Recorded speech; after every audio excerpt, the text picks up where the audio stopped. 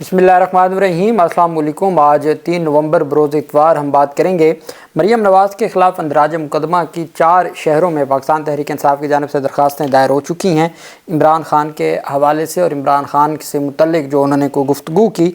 आज 3 नवंबर है और 3 नवंबर 2022 को इमरान ख़ान पर हमला हुआ था, कातिलाना हमला। उस केस की मुख्तसर तफसीलात जो मौजूदा सूरत हाल है वो मैं आपको बताऊँगा, और आखिर में हम तफसील से बात करेंगे कि justice Yahya Afridi chief justice of Pakistan से जो मुलाकात हुई 6 जजेस की, उसके बाद इनकलाब आ गया है इस्लामाबाद हाई कोर्ट में, और 2 बड़ी पेशरफ सामने आई हैं। एक पाकिस्तान तहरीक इंसाफ के रहनुमा की दरख्वास्त पर जो एक्स्ट्राऑर्डिनरी फ़ैसला आया है, और एक जस्टिस बाबर सत्तार साहब जो पहले 1 महीना छुट्टियों पे थे और फिर उनकी जानिब से मज़ीद छुट्टियां करने का मामला सामने आया था। अब उन्होंने तगड़े तरीके से उनकी वापसी हो गई है और अपनी छुट्टियाँ उन्होंने कैंसिल कर दी हैं, उसके ऊपर भी हम बात करेंगे।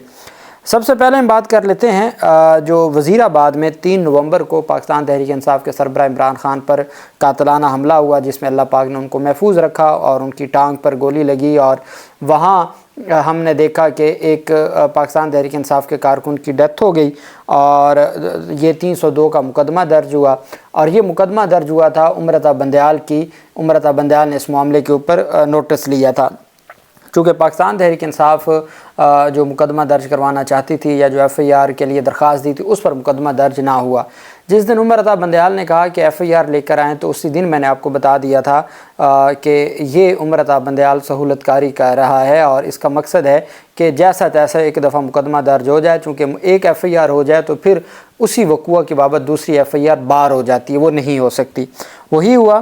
पुलिस SHO जो मुद्दई था सब इंस्पेक्टर आमिर शहजाद, उनकी मुद्दईयत में मुकदमा दर्ज कर दिया गया, और वो मुकदमा वही जो नवीद है जिसकी अब लाहौर हाई कोर्ट से ज़मानत खारिज हुई है, नवीद और 1-2 और उसके जो साथी थे उनके ख़िलाफ़ मुकदमा दर्ज हुआ। इमरान ख़ान जिनके ख़िलाफ़ मुकदमा दर्ज करवाना चाहते थे वो ना हुआ।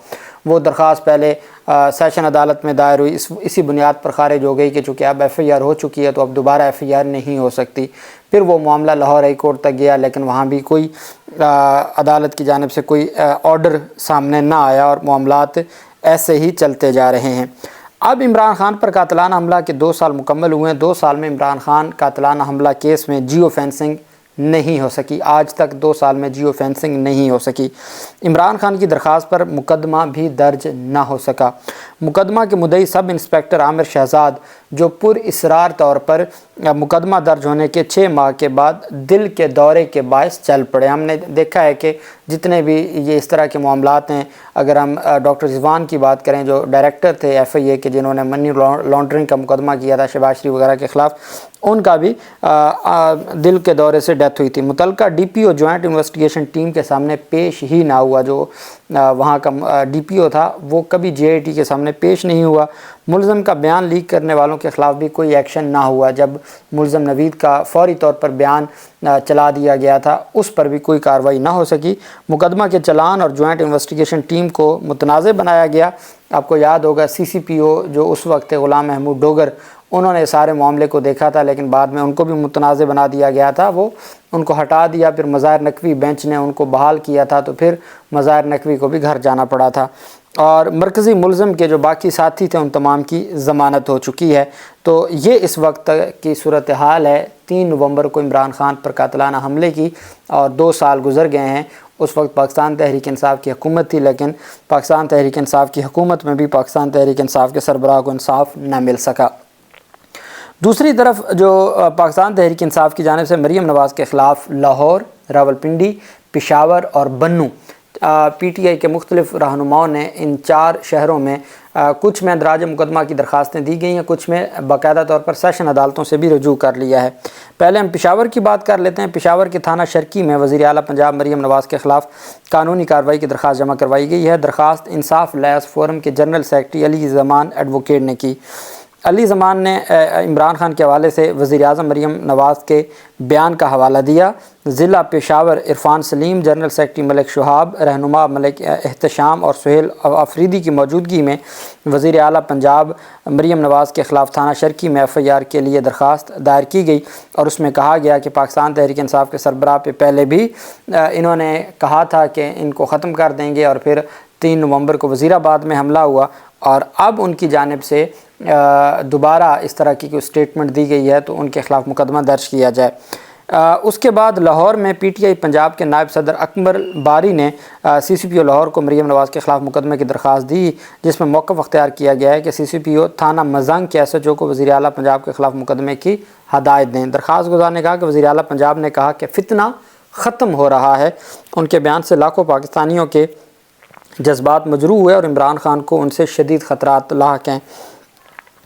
इस्तदा की गई कि मरीम नवाज़ के ख़िलाफ़ इश्तियाल अंगेज़ी और धमकी देने पर मुकदमा दर्ज किया जाए और फिर अकबर बारी ने अंदराज मुकदमा के लिए लाहौर की सेशन अदालत से भी रजू कर लिया है और लाहौर की सेशन अदालत में अंदराज मुकदमा के लिए सेक्शन 22A 22B CRPC के तहत रजिस्ट्रेशन ऑफ केस की जो दरख्वास्त है वो दायर कर दी है।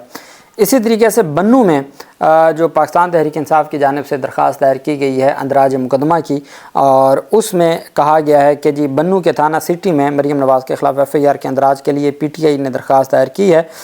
PTI वर्कर और human rights commission youth south region member ने यह दरख्वास्त जमा करवाई है, जिसमें मौक़िफ़ अपनाया गया है कि मरीम नवाज़ ने इमरान खान को जान से मारने की धमकी दी है। मरीम नवाज़ की धमकी काबिल दस्त अंदाज़ी पॉलिस जुर्म है। दरख्वास्त गुज़ार नेक रहमान ने कहा कि इस जुर्म की बुनियाद पर मैं उनके ख़िलाफ़ दावेदारी करता हूँ। इससे पहले भी इमरान खान को धमकियाँ दी गई। धमकियों के बाद इमरान खान पर वज़ीराबाद में कातिलाना हमला हुआ था। इस बुनियाद पर मरीम नवाज़ के ख़िलाफ़ FIR दर्ज की जाए। इसी नौइयत की दरख्वास्त पिंडी में दर्ज हो चुकी है। पिंडी में भी सेशन अदालत से रजू किया जा चुका है, लाहौर में भी सेशन अदालत से रजू किया जा चुका है, जबकि ये जो दो बन्नू और पेशावर में पाकिस्तान तहरीक इंसाफ के रहनुमा कहते हैं कि FIR मिल जाएगी। तो अब देखना यह है कि ये मामला आगे किस तरफ बढ़ता है। दूसरी तरफ मरीम नवाज़ के बैरून मुल्क, चूँकि नवाज़ शरीफ लंदन गए, वहाँ से वो अमेरिका चले गए थे और अब वापस लंदन पहुँच चुके हैं। तो मरीम नवाज़ के हवाले से जो मीडिया, अब तो चूँकि सरकारी मीडिया है तो जो मीडिया रिपोर्ट करता है वो इसका मतलब है उन्हीं की बात होती है। मरीम नवाज़ के गले के इन्फेक्शन का इलाज कराने के लिए 5 नवंबर को लंदन रवानगी का इम्कान है। मरीम नवाज़ काफ़ी अरसे से गले के इन्फेक्शन में मुब्तला हैं। मरीम नवाज़ लंदन में ज़ाती मुआलिज से अपना इलाज करवाएंगी। मरीम नवाज़ का गले में इन्फेक्शन के बायस डॉक्टर्स की हदायत पर ऑपरेशन का भी इम्कान है। मरीम नवाज़ का दौरा लंदन 1 हफ़्ता पर मुहित होगा। मरीम नवाज़ वज़ारत आला का मनसब संभालने के बाद पहली बार लंदन जाएंगी और वहाँ पे वो नवाज़ शरीफ और वो इकट्ठे फिर वतन वापस आएंगे। पाकिस्तान तहरीक इंसाफ इसके ऊपर बहुत ज़्यादा तनकीद कर रही है। पाकिस्तान तहरीक इंसाफ का कहना है कि मरीम नवाज़ दावा करती है कि पूरे पाकिस्तान से जिसने भी इलाज करवाना हो वो पंजाब है, लेकिन अपनी ये हालत है कि नवाज़ शरीफ भी अपने इलाज मुआलजा के लिए बाहर गए हैं, अपने ज़ाती मुआलिज इन्होंने बाहर रखे हुए हैं और अब मरीम नवाज़ जा रही हैं। तो अगर मरीम नवाज़ के गले का इन्फेक्शन पंजाब के किसी हॉस्पिटल में ठीक नहीं हो सकता तो मरीम नवाज़ पंजाब के बासियों को क्या इलाज देंगी?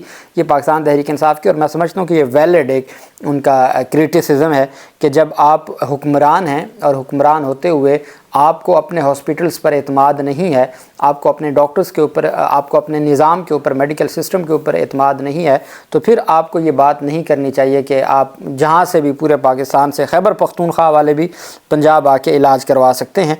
तो इस तरह की जो चीज़ें हैं वो दुरुस्त नहीं होती।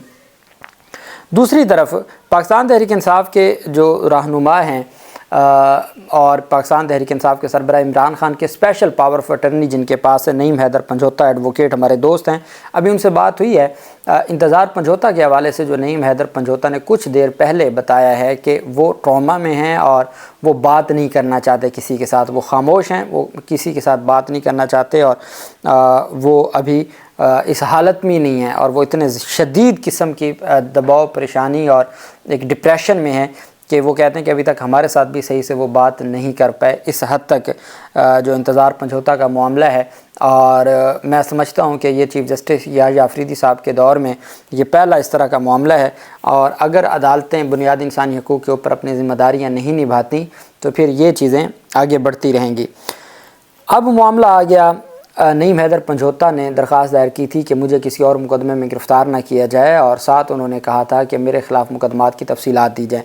उस पर जस्टिस सम्मन रिफ़त इम्तियाज़ साहिबा इस्लामाबाद हाई कोर्ट की जज हैं। ये उन 6 जजेस में से हैं जिन्होंने ख़त लिखा था और अब जिनकी चीफ साहब से मुलाकात हुई। वो कहती हैं कि let notice be issue to the respondents with the direction to file parawise comments so as to reach this court before the next date of hearing. The respondents are directed to file a comprehensive report whether FIRs have been registered against the petitioner In case FIRs have been registered against the petitioner, copies of the same shall be annexed with the report.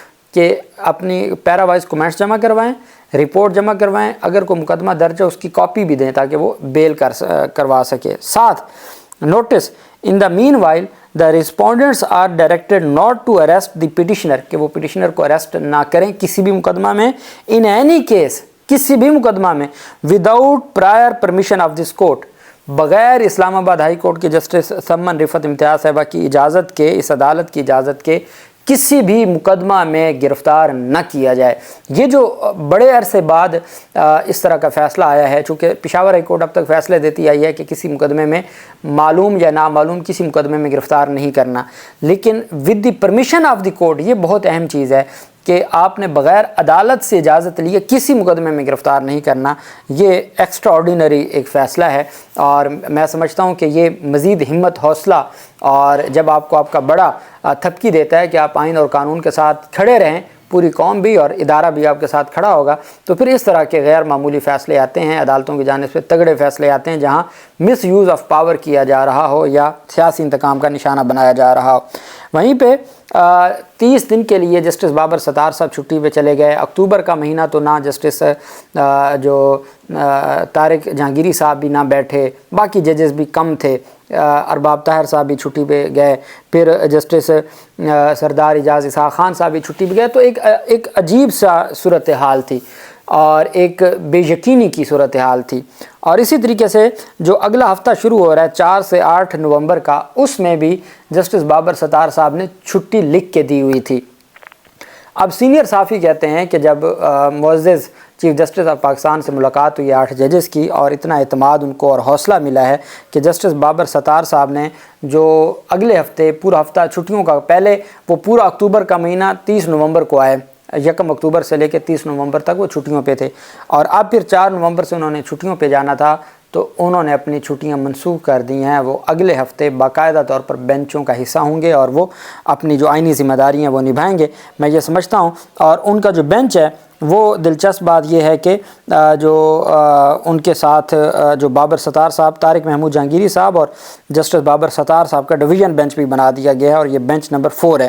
تو یہ بڑی ایک اہم پیش رفت سامنے آئی ہے کہ انہوں نے چھٹی منسوخ کر دی ہے اور اپنی ذمہ داریاں نبھانے کے لیے وہ بیٹھ گئے ہیں, چونکہ ان کو ان کے بڑوں نے حوصلہ دیا ہے کہ آپ آئین اور قانون کے ساتھ کھڑے ہو جائیں, اور پورا ادارہ اور پوری اتھارٹی عدلیہ کی آپ کے ساتھ کھڑی ہے.